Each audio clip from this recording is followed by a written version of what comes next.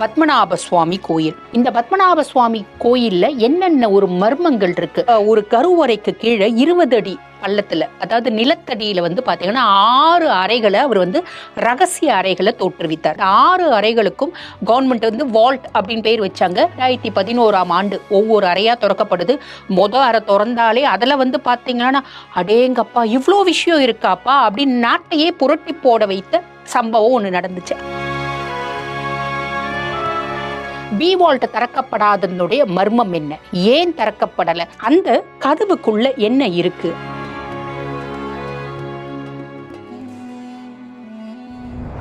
தரிசனம் டிஜிட்டல் நேயர்களுக்கு வணக்கம். நான் டாக்டர் தீபா அருளாளன். இன்னைக்கு நம்ம தெரிஞ்சுக்கக்கூடிய ஒரு உன்னதமான கோயில், அதிசயங்கள் நிறைந்த கோயில் என்ன அப்படின்னா பத்மநாப சுவாமி கோயில். பத்மநாப சுவாமி கோயில் எங்க இருக்கு? திருவனந்தபுரம், கேரளால இருக்கு. உலகத்திலேயே பெரிய பணக்கார கோயில் அப்படின்னு உலக நாடுகளிடையே அத்துணை பேரையும் ஆச்சரியப்பட வைத்த ஒரு கோயில் எது அப்படின்னா பத்மநாப சுவாமி கோயில். 2011 வரைக்கும் பாத்தீங்கன்னா திருப்பதி ஏழுகுண்டலவாடன் வெங்கட்ரமணன் தான் பாத்தீங்கன்னா இருக்கிறதுலயே பெரிய பணக்கார கடவுளா இருந்தாரு. ஆனா 11க்கு அப்புறம் வரலாறே மாற்றி எழுதப்பட்டது அப்படின்னு தான் சொல்லணும். காரணம் என்ன? பத்மநாப சுவாமி கோயில்ல இருக்க 6 அறைகள் தடுக்கப்பட்டது. 6 அறைகள் பாத்தீங்கன்னா கவர்மெண்ட் ABCDEFன்னு வச்சாங்க. அதுல பி வால்ட் மட்டும் திறக்கப்படல. பி வால்ட் திறக்கப்படாதனுடைய மர்மம் என்ன, ஏன் திறக்கப்படல?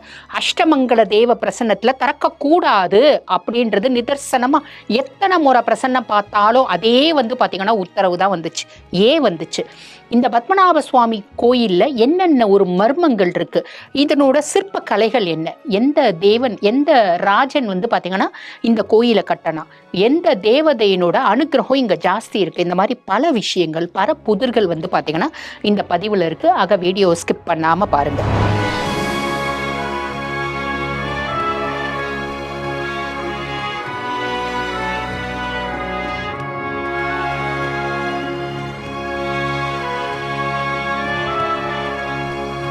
முதல்ல இந்த பத்மநாப சுவாமி கோயில் எங்க இருக்கு அப்படின்னா பேசும்போதே ஆரம்பிச்ச திருவனந்தபுரத்துல இருக்கு. 275 வருடங்கள் கழித்து சமீபத்துல தான் பாத்தீங்கன்னா கும்பாபிஷேகம் அப்படின்றது நடைபெற்றது அப்படின்னு சொல்லலாம். 275 வருடங்கள் கும்பாபிஷேகம் நடைபெறல. காரணம் என்ன அப்படின்னா கோயில்ல நிதி இல்லை கும்பாபிஷேகம் நடத்துறதுக்கு. நிதி இல்லாத கோயில்ல பாத்தீங்கன்னா 1.25 லட்சம் கோடி பாத்தீங்கன்னா பொருட்கள் எடுக்கப்பட்டது. ஒரு அறையை பாத்தீங்கன்னா அந்த அறையிலிருந்து பொருட்களை எடுத்து வரத்துக்கு 12 நாட்கள் ஆச்சு. பல மக்களும் சேர்ந்து பல அரசு ஊழியர்கள் சேர்ந்து எடுத்து வந்தாங்க. அந்த அளவுக்கு உலகத்தினுடைய மிகப்பெரிய பணக்கார சுவாமி யாரு அப்படின்னா பத்மநாப சுவாமி. இந்த பத்மநாப சுவாமி கோயிலினுடைய கதை என்ன அப்படின்னா, இந்த கோயிலை கட்டினவர் யாரு அப்படின்னா 500ஆம் நூற்றாண்டில் இது பாத்தீங்கன்னா சில ஏடுகள் சொல்லுது, அங்க இருக்க சில கல்வெட்டுகள் சொல்லுது மகேந்திரவர்மனால் கட்டப்பட்டது அப்படின்றது. அப்ப மகேந்திரவர்மன் சேரமான் பெருமானால் கட்டப்பட்டது, மகேந்திரவர்மனால் கட்டப்பட்டது. அப்ப மகேந்திரவர்மன் மார்த்தாண்டவர்மன் எல்லாம் பிற்காலத்துல வந்தவங்க. அப்ப முதல்ல 500ஆம் நூற்றாண்டுல இதை கட்டினவர் யாரு அப்படின்னா சேரமான் பெருமாள். அந்த சிற்பங்கள் அத்தனையும் காமிச்சு கொடுக்குது. சின்ன சின்ன சிற்பங்கள் இருக்கு, முழுசும் இல்ல. முழுசும் அழிஞ்சிடுச்சு. எப்படி அழிஞ்சிடுச்சு? நெருப்புனால அழிஞ்சிடுச்சு. ஒரு ஆக்சிடென்ட், நெருப்பு பத்திக்குச்சு. பொதுவா பாத்தீங்கன்னா கேரள மாநிலத்தில் இருக்க பல கோயில்கள் கட்டையினால் கட்டப்படும். சிற்பங்கள்ல பாத்தீங்கன்னா கட்டையினால உருவாக்குன நிறைய சிற்பங்கள் இருக்கும். கோயிலினோட பிரதான வேலைகள் கட்டையை வச்சுதான் செதுக்கி இருப்பாங்க. அதுக்கும் மேல இந்த சிவப்பு ஓடு, இந்த மாதிரி பல விஷயங்கள் இருந்துச்சு. அதுக்கும் மேல பத்மநாப சுவாமியும் நெருப்புனால் அழிஞ்சிட்டாரு அப்படின்னு சொல்றாங்க. அதுக்கப்புறம் இப்ப இருக்க சிலை புதுசா நிறுவப்பட்டது. ஏன்னா முன்காலத்துல இருந்தது கட்டையினால் செதுக்கப்பட்ட பத்மநாப சுவாமி. அதுக்கப்புறம் பாத்தீங்கன்னா ராஜ மார்த்தாண்டன் காலகட்டத்துல 1729 இருந்து 1758க்குள்ள இந்த ராஜ மார்த்தாண்டவர்மன் அப்படின்னு அவனை சொல்றாங்க. அவனோட காலகட்டத்துல அவன் பயங்கர புத்திசாலி. கேரளத்தினுடைய ஒரு பெரும் பகுதியை ஆண்ட மன்னன் அவன். அவன் என்ன பண்றான், நிறைய ஒரு மக்கள் மேல நிறைய நாட்டுக்கள் மேல போர் தொடுக்கிறான். ஒரு முறை டச் அவனை போர் தொடுக்கும் போது டச் வம்சாவளியினரை டச் நாட்டு மன்னர்களை வீழ்த்திட்டு அந்த இடத்துல அவங்களோட ஒரு படையில இருந்த தளபதிகளை எடுத்து அவங்கள தண்டனை செய்யாம தண்டிக்க கொடுக்காம என்ன பண்றா, தன்னுடைய நாட்டு மக்களுக்கு நவீன யுக்திகளை போர்ல வந்து கையாளுறதுக்கு கத்துக் கொடுக்க சொல்லும்படி கேட்கிறான். அந்த அளவுக்கு புத்திசாலி. அவன் வாழும் காலத்துல வணிகம் அப்படின்றது ரொம்ப நிறைய இருந்துச்சான். இந்த பண்டம் மாற்று அப்படிம்பாங்க, நம்ம கூட வந்து பாத்தீங்கன்னா வரலாறுல படிச்சிருப்போம். பண்டம் மாற்று நம்ம நாட்டினுடைய வாசனையாதி திரவியங்கள், பட்டு துணி ரொம்பவே விசேஷம். இந்த பட்டு கொடுத்து வெளிநாட்டுல இருந்து அவங்களுடைய நாணயங்கள், போர்ச்சுகிய நாணயங்கள், ரோமானிய நாணயங்கள், இப்படி பண்டம் மாற்று அப்படின்றது நிறைய நடைபெற்றது. அலெக்சாண்டர் கூட வந்து பாத்தீங்கன்னா, அலெக்சாண்டர்னோட அப்பா இந்தியா மேல படையெடுக்கும் போது சொல்லுவாராம், இந்தியா போன சாம்பிராணி வாங்கிட்டு வரணும் அப்படின்னு. அந்த அளவுக்கு நம்மளுடைய விஷயங்கள், நம்மளுடைய வஸ்துக்கள் பிரதானமா இருந்துச்சு, ரொம்ப முக்கியத்துவமா இருந்துச்சு உலக சந்தையில அப்படின்னு சொல்லலாம். சரி, அந்த மாதிரி மார்த்தாண்டவர்மன் என்ன பண்ணாரு, நிறைய நாட்டு மேல படையெடுத்து செல்வங்களை குவிச்சார். செல்வங்களை குவிச்சது மட்டும் இல்லாம இந்த பத்மநாப சுவாமி கோயிலை கட்டணும் அப்படின்னு அவர் வந்து பாத்தீங்கன்னா முயற்சி பண்ணாரு. முயற்சி பண்ணி கண்டகி நதிக்கரையில நேபாளத்துல இருந்து வந்து பாத்தீங்கன்னா சாலிகிராம கல்களை கொண்டு வந்து அந்த சாலிகிராமத்தினால பத்மநாப சுவாமி கோயில்ல வந்து பாத்தீங்கன்னா பத்மநாபர் சிலையை நிறுவனாரு. அந்த சிலை தான் இன்றளவும் இருக்கு. சரிங்களா? அது மட்டும் இல்லாம அவங்க சுவாமியினோட ஒரு கருவறைக்கு கீழே 20 அடி பள்ளத்துல, அதாவது நிலத்தடியில வந்து பாத்தீங்கன்னா 6 அறைகளை அவர் வந்து ரகசிய அறைகளை தோற்றுவித்தார்.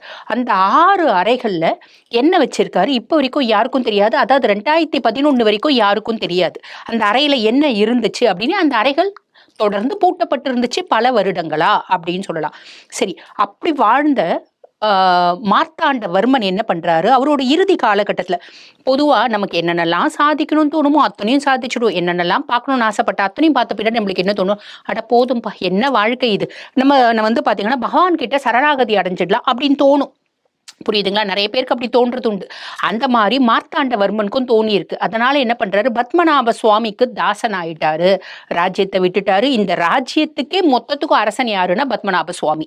அவர் அரசன் ஆக்கிட்டு இவர் வந்து தாசன் ஆயிட்டாரு. வேலையாள் அப்படின்னா வேலையை விட்டு போயிடலாம். தாசன் அப்படின் போது தன்னுடைய இறுதி மூச்சு வரைக்கும் பத்மநாப சுவாமிக்கு சேவை செஞ்சே, அவர் மட்டும் இல்ல அவரோட வம்சாவளியினரும் சேவை செய்யணும் அப்படின்ற மாதிரி அவர் வந்து பாத்தீங்கன்னா வாழ்ந்து அவரோட வாழ்க்கையை முடிச்சிட்டார்.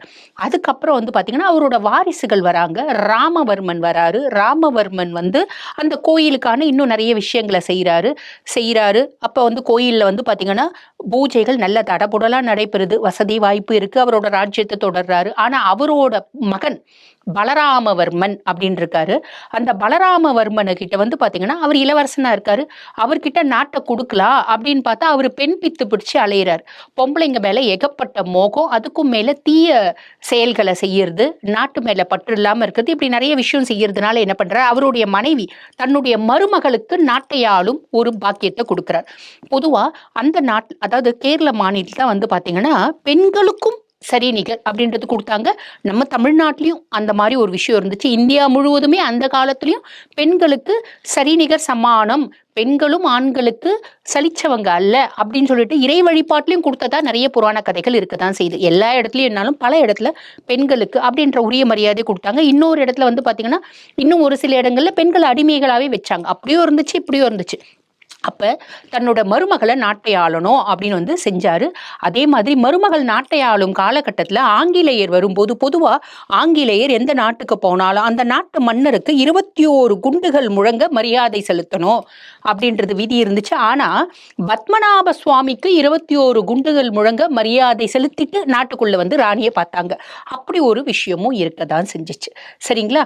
இது வந்து பாத்தீங்கன்னா அங்க இருக்க நூல்கள்லயே அதுக்கு அத்தாட்சி, அதை பத்தின நிறைய விஷயம் கொடுத்துருக்காங்க அப்படின்னு சொல்லலாம். சரி, அப்படிப்பட்ட பத்மநாப சுவாமி கோயிலுக்கு இந்த ராமவர்மனுக்கு ஒரு ஆசை இருந்துச்சா. என்ன அவரு பெண்கள் பின்னாடி பெண்கள் பித்து பிடிச்சு இருந்தாலும் அவருக்கு ஒரு ஆசையாம், பத்மநாப சுவாமி கோயிலினுடைய கூரையை தங்கத்தினால வந்து பாத்தீங்கன்னா கோர்க்கணும் அப்படின்னு ஒரு ஆசை இருந்துச்சா. அவரால் நிறைவேற்றவே முடியல. அதுக்கப்புறம் அவருடைய மகன் பலராமவர்மன் அவர் வந்து எங்க அப்பாவுக்கு இப்படி ஒரு ஆசை இருந்துச்சு, எப்ப பார் சொல்லிட்டே இருப்பாங்க, ஆக நம்ம ஏன் செய்யக்கூடாது அப்படின்னு 2007 யோசிக்கிறார். இந்த கூரைக்கு தங்கம் நெய்யணும் அப்படின்னு யோசிக்கும் போது அமைச்சர்கள் கிட்ட கேட்குறாங்க. அப்ப அமைச்சர் என்ன சொல்றாரு, அதுக்குள்ள வந்து பாத்தீங்கன்னா ராஜவம்சத்துல இருந்து அந்த கோயில்கள்லாம் வந்து பாத்தீங்கன்னா கவர்மெண்ட் எடுத்துருச்சு. பட் இருந்தாலும் அமைச்சர் கிட்ட கேட்கும்போது அமைச்சர் என்ன சொல்றாரு, அந்த அறைகள் பூட்டியே இருக்குல்ல, அந்த அறைகள நம்ம தொறந்தா, அதுல ஏதாவது கொஞ்சமாவது தங்கம் இருக்காதா? கொஞ்சமாவது ஏதாவது கிடைக்காதா? காசு, பணம் ஏதாவது இருக்கான்னு பார்க்கலாம். அத வச்சு நம்ம கூரைக்கு வந்து தங்க நெய்யலாம் அப்படின்றாங்க. இப்படி அவங்களுக்கே தெரியாம எடுக்கப்பட்டது தான் அந்த விஷயம்லாம். அப்ப 2007 கொ அரசுகிட்ட கேட்கிறாரு, "நாங்க இந்த மாரி கோயிலினோட அறைகள தொறக்கணும்" அப்படின்னு. ஆக அந்த அறைய தொறக்கலான்னு முடிவு பண்ண பின்னாடி கவர்மெண்ட் கிட்ட கேட்கிறாங்க. கேட்கிறாங்க அப்படின்னும் போதே ஒரு வழக்கறிஞர் வழக்கு தொடுக்கிறார். என்ன ராஜவம்சத்துக்கு இதுக்கெல்லாம் உரிமை கிடையாது, இது அரசாங்க சொத்து அப்படின்றத வழக்கு தொடுக்கிறாரு. 2007ஆம் ஆண்டு வழக்கு வந்து தொடுக்கப்படுது. அதுக்கப்புறம் பல கட்டங்களை அந்த வழக்கு வந்து தாண்டுது. தாண்டின பின்னாடி நீதிமன்றம் என்ன ஒரு விஷயத்த சொல்லுது அப்படின்னா, என்ன ஆர்டர் போடுறாங்க அப்படின்னா, அரச வம்சத்திற்கு உரிமை இருக்கிறது அப்படின்னு சொல்றாங்க. அந்த அரச வம்சம் அந்த அறைகளை திறக்கலாம். ஆனா இது வந்து பாத்தீங்கன்னா நீதிபதிகள் முன்னிலையில, அரசு அதிகாரிகள் முன்னிலையில, மக்கள் முன்னிலையில இது ஒரு பொது விஷயமா தான் நடக்கப்பட வேண்டுமே தவிர தனிப்பட்ட முறையில ராஜவம்சத்தினர் அதை திறக்கக்கூடாது அப்படின்னு சொல்லிடுறாங்க. அதுக்கும் மேல இந்த சந்தேகம் இவங்களுக்கு என்ன இருக்குன்னே தெரியாம போனதுக்கு என்ன காரணம்? அவங்களோட வம்சம் தானே, அந்த அறைகள் அவங்க கிட்ட தானே இருக்கு, அந்த அறைகளோட சாவிகள் அவங்க கிட்ட தானே இருந்துச்சு, ஏன் அவங்க திறக்கல அப்படின்னா, மதிலக ஆவணங்கள் அப்படின்றது அந்த அரண்மனையில இருக்கு. அந்த ஆவணங்கள்ல என்ன சொல்றாங்க அப்படின்னா, ஆண்கள் அரசாளாம பெண்கள் மருமகள் அரசாண்டதுனால அவங்களோட முன்னோர்கள் சொல்லியிருக்காங்களாம், இந்த மாதிரி ராமவர்மனே சொன்னதா ஒரு சில விஷயங்களும் இருக்கு. இந்த மாதிரி உள்ள இருக்க கஜானா வெளியே தெரியக்கூடாது, ஆண்கள் கிட்ட கொடுத்தா அதை ஊதாரித்தனமா செலவு பண்ணிடுவாங்க. அதே மாதிரி இந்த இஸ்லாமியர்கள் படையெடுப்பு இதெல்லாம் வரும்போது நம்மளோட நாட்டு விஷயங்கள், நம்மளோட நாட்டினோட உரிமையான சொத்துக்கள் எதுவும் வெளியே போகக்கூடாது, அதனால இந்த ரகசியத்தை ரகசியமாவே காப்பாத்துங்க அப்படின்னு பெண்கள் கிட்ட ஒப்படைச்சதா இந்த மதிலகம் ஆவணங்கள் சொல்லுது. ஆக அடுத்து வந்த பர்சனாலிட்டிஸ்க்கு இது தெரியவே இல்லை. அவங்களுக்கு இவ்வளோ கோயிலுக்கு இவ்வளோ சொத்து இருக்கு, என்ன இருக்குன்னே தெரியல. அப்ப மக்களோட, அதாவது பொதுமக்களும் நீதிபதிகளும் அரசாங்க அதிகாரிகள் முன்னிலையில வந்து பாத்தீங்கன்னா திறக்கப்பட்டுச்சு. அந்த 6 அறைகளுக்கும் கவர்மெண்ட் வந்து வால்ட் அப்படின்னு பேர் வச்சாங்க. ABCDEF அப்படின்னு பேர் வச்சாங்க. 2011ஆம் ஆண்டு ஒவ்வொரு அறையா திறக்கப்படுது.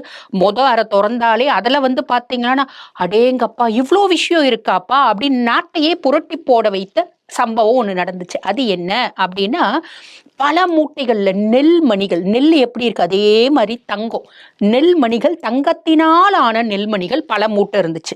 அதே மாதிரி பாத்தீங்கன்னா ஒரு 18 அடி மாலை ஒண்ணு, இது வந்து பத்மநாப சுவாமியினோட மாலை, 18 அடி தங்க மாலை. கொட்டாங்குச்சி, கொட்டாங்குச்சியில வைரம், வைடூரியம், கோமேதகம், கனக புஷ்பராகம் அத்தனையும் பொருந்தின கொட்டாங்குச்சி. இது வந்து அரசர்கள் தண்ணி குடிக்கிறதாட்டு இருக்கு, தெரியல. அதே மாதிரி மொட்டை சொம்பு, மொட்டை குடங்கள் அப்படின்றாங்க. பிடி இல்லாத மொட்டை குடங்கள் தங்கத்துல இருந்துச்சாம். அதுக்கும் மேல மூட்டை மூட்டையா வைரம், வைடூரியம், கனக புஷ்பராகம், கோமேதகம், இப்படி ஏகப்பட்ட நீலக்கற்கள், அதெல்லாம் இந்திரநீலம், இப்படி ஏகப்பட்டது இருந்துச்சாம். அதுக்கும் மேல வந்து பாத்தீங்கன்னா பத்மநாப சுவாமியினோட பலவிதமான கிரீடம், 3 அடி பத்மநாப சுவாமி, தங்கத்தினால் ஆன திருமேனி, இப்படி சொல்லி மாளாது அத்தனை செங்கோலு, அத்தனை வைடூரியமான வைடூரியத்தினால ஆன அணிகலன்கள், கிரீடம், நெக்லஸ், பெரிய பெரிய ஆரம், இந்த மாதிரி ஏகப்பட்ட விஷயம். நெத்தி சுட்டியே அவ்வளோ இருந்துச்சா. மூட்டை மூட்டையா ஒரு அறையை காலி பண்றதுக்கு 12 நாள் ஆச்சா. அந்த அளவுக்கு வந்து பாத்தீங்கன்னா உலகமே திரும்பி பார்த்த அளவுக்கு சொத்து பத்மநாப சுவாமிக்கு இருந்துச்சு. இதை யார் அத்தனையும் செஞ்சது? மார்த்தாண்டவர்மன் அத்துணை நாடுகள் மேல போர் எடுத்து அவ்வளோ வந்து பாத்தீங்கன்னா திரவியங்களையும் செல்வத்தையும் கொண்டு வந்து சேர்த்தனா. அது மட்டும் இல்லாம ரொமானியர்களுடைய நாணயங்கள், தங்க நாணயங்கள், போர்ச்சுகீஸினுடைய நாணயங்கள், இப்படி ஏகப்பட்ட விஷயம் அந்த ரூம்ல, அந்த அறையில இருந்துச்சு. இந்த மாதிரி எல்லா அறையும் திறக்கிறாங்க, எல்லா அறையும் ஒவ்வொன்னா திறக்கிறாங்க. உலகமே யோசிக்குது, அடடா உலகத்திலேயே இந்தியா தான் வந்து ரொம்ப ஏழ்மையான நாடு நினைச்சோமே, ஆனா உலகத்தையே தூக்கி சாப்பிட்ற அளவுக்கு வசதி இந்தியால தான் இருக்கு, ஒரு கோயிலே இத்தனை பொக்கிஷம் இருக்கே அப்படின்னு உலகமே வியந்த சம்பவம் அப்படின்னு சொல்லலாம். சரி, இது நடந்துச்சு. அதுக்கப்புறம் வந்து பாத்தீங்கன்னா கடைசி அந்த பி வால்ட்டை திறக்கணும் அப்படின்னு நினைக்கிறாங்க. அந்த பி வால்ட்டை திறக்க போறாங்க. திறக்க போனா அறையே திறந்துட்டாங்க. ஒரு கதவு வந்து பாத்தீங்கன்னா கட்டையால் ஆனது, ஒரு கதவு இரும்பு நாளானது, இதுக்கெல்லாம் வந்து சாவி இருக்கு, திறந்துட்டாங்க. 3வது கதவு கிட்ட போறாங்க. 3வது கதவு கிட்ட போனா அது கருங்கல்லால் ஆனது, நாகபந்தம் அதுல போட்டிருக்கு. அந்த கதவுல 2 நாகப்பாம்பு ஒன்றுத்தோட ஒன்று பார்த்துட்டு இருக்க மாதிரி போட்டிருக்காங்க. அப்போ நாகபந்த கதவு அப்படின்ற பேர் வைக்கிறாங்க. அதை தேடி தேடி பார்க்குறாங்க. எங்கேயுமே ஓட்டை இல்லை, எங்கேயுமே துவாரம் இல்லை, சாவியும் இல்லை. அதை எப்படி திறக்கிறது அப்படின்னு தெரியல. அப்போ வந்து பார்த்தீங்கன்னா இந்த மன்னர்குல மக்கள் என்ன சொல்றாங்க அப்படின்னா, இல்ல இல்ல இது திறக்கக்கூடாது, திறந்தா நாட்டுக்கு பெரும் அழிவு ஏற்படும், இது எங்க முன்னோர்கள் சொல்லி வச்சிருக்காங்க அப்படின்றத சொல்றாங்க. அதுக்கும் மேல மக்களும் அதே விஷயத்த சொல்றாங்க, தயவு செஞ்சு திறக்காதீங்க, இது வந்து எங்களுடைய நம்பிக்கை மேல நீங்க வந்து பாத்தீங்கன்னா சந்தேகம் கொள்ளாதீங்க, தயவு செஞ்சு திறக்காதீங்க அப்படின்னு அத்துணை பேர் அறிவுறுத்தியும் திறக்க முற்படுறாங்க. முற்பட்டு அந்த கதவு கிட்ட போகும்போது பாம்புகளுடைய சீற்றம் கேட்குது, பாம்புகள் சீர்றது கேட்குது. அப்ப வெளியே இருக்கவங்களுக்கு அந்த பாம்புகளோட சீற்றம் கேட்குது. அதுக்கும் மேல நிறைய பேர் என்ன சொல்றாங்க அப்படின்னா, கடலினோட அலைகள் ரொம்ப ஃபாஸ்டா அடிக்கிற சத்தம் கேட்குது அப்படிங்கிறாங்க. சரி, ஒரு கடலினோட அலைகள் ரொம்ப ஃபாஸ்டா அடிச்சாலும் அந்த கதவு என்ன அப்பேற்பட்ட கதவு, அது தாங்கி நிக்கிற அளவுக்கு கடலினோட அலைகள் எத்துணை வீரியம் வாய்ந்தது இல்லையா? ஒரு பிரிட்ஜே வந்து பாத்தீங்கன்னா ரொம்ப ஸ்ட்ராங்கா இல்லை அப்படின்னாலும் காலப்போக்கில் அரிச்சு பிரிட்ஜே வந்து பாத்தீங்கன்னா வேஸ்ட் பண்ணிடுது. அப்படி இருக்கும்போது என்ன சத்தியத்துக்கு கட்டுப்பட்டு அந்த அறையினோட கதவு நிக்குது? யாருக்குமே தெரியல. சரி, அப்ப என்ன பண்றாங்க, அஷ்டமங்கல தேவ பிரசன்னம் அப்படின்னு கேட்கலாம் அப்படின்னு சொல்லிட்டு அந்த அரண்மனையில இருக்கவங்க சொல்றாங்க, நீங்க பிரசன்னம் கேளுங்க அப்படின்னு. பொதுவா வந்து பாருங்க, இந்த கேரளா முழுவதும் பிரசன்னம், திருமணத்துக்குனா கூட பிரசன்னம் கேட்பாங்க. அந்த மாதிரி அஷ்டமங்கல தேவ பிரசன்னம் கேட்கறாங்க. ஒரு முறை கேட்கறாங்க, திறக்காதீங்க, வேண்டாம், நாட்டுக்கு அழிவு காத்துட்டு இருக்கு, திறந்தீங்க அப்படின்னா தப்பா போயிடும் அப்படின்றது வருது உத்தரவு.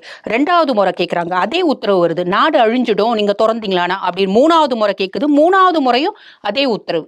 அப்ப என்ன பண்றாங்க, வந்த அதிகாரிகள் எல்லாம் பயப்படுறாங்க, வேண்டாம், நம்ம வந்து பாத்தீங்கன்னா விஞ்ஞானத்தை கொண்டு வந்து நம்ம மெய்ஞானத்தோட ஆன்மீகத்தோட நம்ம வந்து ஒப்பிடக்கூடாது, இதை செய்ய வேண்டாம் அப்படின்னு முடிவு பண்ணிடுறாங்க. அப்படியே விலகி வந்துடுறாங்க. சரி, அந்த கதவுக்குள்ள என்ன இருக்கு அப்படின்னா, நிறைய வந்து செவி வழி செய்தி என்ன அப்படின்னா, அகத்திய பெருமான் அங்க வந்து பாத்தீங்கன்னா சமாதி நிலையை அடைஞ்சிருக்காரு, அவர் அங்கே அவரோட ஒரு சூக்ஷ்ம உடல் அங்க இருக்கு அப்படின்றாங்க.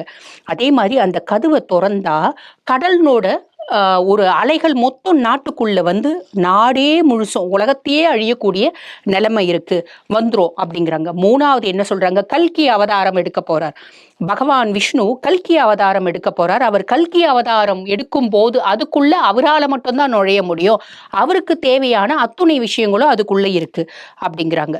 இன்னும் சிலர் என்ன சொல்றாங்க, அந்த கதவை திறந்தா நாகலோகத்துக்கு போயிட முடியும், வேறொரு உலகம். பொதுவா நிறைய உலகங்கள் இருக்கு பார்த்தீங்களா, அந்த மாதிரி 14 லோகங்கள் அப்படின்னு சொல்லுவாங்க. அதுல நாகலோகத்துக்கு போறதுக்கான ஒரு துவாரம் அப்படின்னு சொல்றாங்க. இந்த மாதிரி பல விஷயங்கள் சொல்றது உண்டு. அதை விட, அதாவது இன்னும் சிலர் என்ன சொல்றாங்க அப்படின்னா, இப்ப கிடைச்சதெல்லாம் விட அதிகப்படியான பொக்கிஷம் அதுல இருக்கு அப்படிங்கிறாங்க. தேவ ரகசியம் அதுல இருக்கு அப்படின்னு சிலர் சொல்றாங்க. உன்னதமான ஆயுதங்கள் நிறைய அதுல இருக்கு அப்படின்றது பல பேர் பலவிதமா சொல்றாங்க. ஆனா உண்மையான விஷயம் என்ன அப்படின்னா, அந்த கதவை வந்து எத்துணை உயரிய எந்திரங்கள் கொண்டும் திறக்க முடியாது அப்படிங்கிறாங்க. ஏன், எப்படி, எதனால அப்படின்னா, இந்த 2 கதவு திறந்தாங்க, 3வது கதவு எவ்வளோ ட்ரை பண்ணாங்க, திறக்க முடியல, அது திறக்க வேண்டாம் அப்படின்ற உத்தரவும் வந்துருச்சு, அதனால பயந்து நின்றுட்டாங்க. சரி, அப்படி ஏன் திறக்க வேண்டாம் அப்படின்னு சொன்னாங்க அப்படின்னா, அந்த கதவு சூக்ஷ்ம ரூபத்துல பூட்டு போட்டு இருக்கு அப்படிங்கிறாங்க.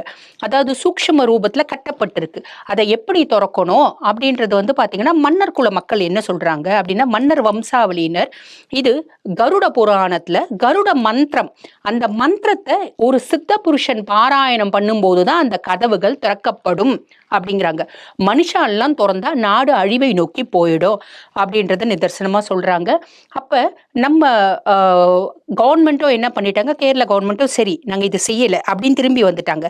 இதை நியூயார்க்ல வந்து பாத்தீங்கன்னா ஒரு பத்திரிகை ரொம்ப அழகா போட்டிருக்கான். என்ன சொல்லியிருக்கான் அப்படின்னா, இதே விஷயம் அமெரிக்கால நடந்துச்சு அப்படின்னா நாங்க என்ன பண்ணுவோம், எத்துணை உயரிய ஒரு எந்திரங்களை வச்சும் அதை திறக்க தான் பார்ப்போம், நாங்க ஸ்பிரிச்சுவாலிட்டிக்கு அவ்வளோ இம்பார்ட்டன்ஸ் கொடுக்க மாட்டோம். ஆனா இந்தியா மட்டும்தான் உலகத்துல ஒரே ஒரு நாடு ஆன்மீகத்துக்கு இத்துணை முக்கியத்துவம் கொடுக்குது அப்படின்றாங்க. அது நிதர்சனமான உண்மை. உலகத்திலேயே அதி உன்னதமான நாடு எது அப்படின்னா நம் பாரத நாடு. பாரத நாட்டுல நம்ம எல்லாம் பிறந்ததே ஒரு பெரிய விஷயம், அதுலயும் தமிழ்நாட்டுல பிறந்திருக்கிறது அப்படின்றது ரொம்பவே பெரிய விஷயம். காரணம் என்ன அப்படின்னா, தமிழ்நாடு, கேரளா இந்த மாதிரி இந்தியாவில பிறந்திருக்கிறது அப்படின்னே கூட சொல்லிக்கலாம். All over the world. ஏன்னா நார்த்ல கூட எத்தனையோ சூப்பரான வந்து பார்த்தீங்கன்னா அதிக சக்தி வாய்ந்த எத்தனையோ கோயில்கள் இருக்கு, சக்தி பீடங்கள் இருக்கு, சிவாலயங்கள் இருக்கு. ஆக நம்ம பிறந்தது, அதுக்கும் மேல நம்மளை சுத்தி எத்தனையோ வந்து பார்த்தீங்கன்னா சித்த புருஷர்கள் இருக்காங்க, இன்றளவும் நிதர்சனமா வாழறாங்க. ஆக இப்பேற்பட்ட பேரு நம்ம எல்லாருக்கும் கிடைச்சது. நம்ம எல்லாம் என்ன நினைப்பிச்சு, போப்பா இந்தியாவில் பிறந்தே வேஸ்ட்டுப்பா, நம்ம வெளிநாட்டுக்கு போயிடலாம் அப்படின்போ. இந்தியாவில் பிறந்ததே ஒரு பெரிய பாக்கியம் அப்படின்றத நீங்க புரிஞ்சுக்கோங்க. இந்த மாதிரி அவிழ்க்கப்படாத மர்மம் அப்படின்றது நிறைய இருக்கு. சரிங்க, இந்த பத்மநாப சுவாமியை நம்ம வழிபாடு பண்ண என்னங்க கிடைக்கும்? பத்மநாப சுவாமியினோட பெருமையெல்லாம் சொல்லிட்டீங்க. சரிம்மா, இந்த சுவாமியை நம்ம வழிபாடு பண்ணும்போது என்னம்மா கிடைக்கும் அப்படின்னா, இந்த பி வால்ட் வந்து பாருங்க கர்ப்ப கிரகத்துக்கு பக்கத்திலேயே இருக்கு. இந்த மாதிரி அதிக வந்து பார்த்தீங்கன்னா சூக்ஷ்மம் நிறைஞ்சது, ஒரு இன்ட்ரெஸ்டிங்கான விஷயம், மர்மங்கள் நிறைஞ்ச ஒரு கோயில். அப்போ அங்கே இருக்க சுவாமிக்கு எவ்வளோ சக்தி இருக்கும். பொதுவாகவே ஒரு விக்கிரகம் வழிபாடு பண்ணாலே அந்த விக்கிரகத்துக்கு உயிர் வந்துடும், சக்தி வந்துடும். இந்த மாதிரி உன்னதமான ஒரு ஸ்தலத்தில் பெருமாள் எழுந்தருளி இருக்காரே, அந்த பெருமாளுக்கு எப்பேற்பட்ட சக்தி இருக்கும். ஆக நாங்கள் பெருமாளை கும்பிட்றவங்க, நம்மள்தான் வந்து பார்த்தீங்கன்னா சிவனை வழிபாடு பண்ணுறவங்க, பெருமாளை வழிபாடு பண்ணுறவங்க 2 பிரிவாக இருக்காங்க. அதுக்கு மேலே அம்பிகை மட்டுமே வழிபாடு பண்ணுவேன் அப்படிங்கிற ஒரு பிரிவும் இருக்குது. ஆக நம்ம யாரை வழிபாடு பண்ணாலும் நான் ஈசனை தான் வழிபாடு பண்ணுவேன் அப்படின்றவங்களா இருந்தாலும் ஹரியும் சிவனும் ஒன்று அப்படின்றத ஞாபகம் வச்சுக்கோங்க. ஒரு முறையேனும் போறதுக்கான பிராப்தம் இருக்குது, பாக்கியம் இருக்குது, பத்மநாப சுவாமி உங்களை கூப்பிடுறாரு அப்படின்னா ஒரு முறை அவரோட திருவடியை வணங்கிட்டு வாங்க, நிறைய நல்லது நடக்கும் அப்படின்றதுல எந்த சந்தேகமும் இல்லைம்மா. நன்றி.